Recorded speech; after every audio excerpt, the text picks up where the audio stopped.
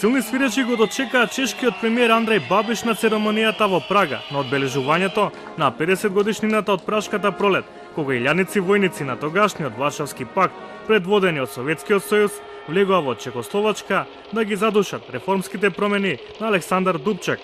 Чесите денес упатија силни антивладени пореки кон милиардерот Бабиш, кој подсомнежи дека соработувал со тајната полиција на комунистичкиот режим. Тој е контроверзен популист, лидер на акција на незадоволни граѓани и исто така осомничен за финансиски измами и кривични дела. Myslím si, že pokud se mu nedělá špatně z toho, co dělá, tak asi se nedívá do zrcadla. Možná je doma nemá. Бабиш дојде на историската локација пред Пражкото јавно радио, каде во 1968 година загинаа десетина невооружени демонстранти во уличните борби со советските војници.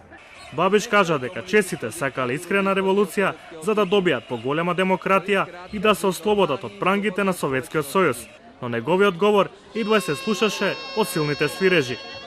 Svoboda a demokracie je především to, že umím uznat, že má někdo právo na jiný názor a na jinou preferenci než já.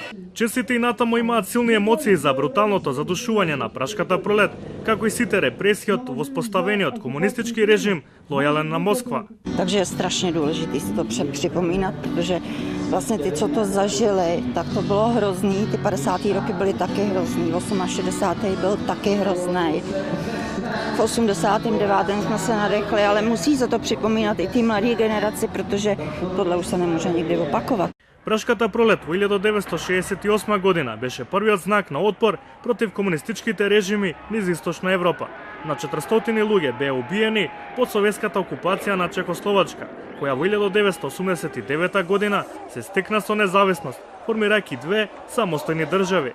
Со новите конфронтации меѓу Соединетите Американски држави и Русија, постои се поголема загриженост дека власта на Путин сака да го прошири своето влијание во земјите од Источна Европа како Чешка, преку пропаганда, хакерски напади и големо присуство на воена сила на границите.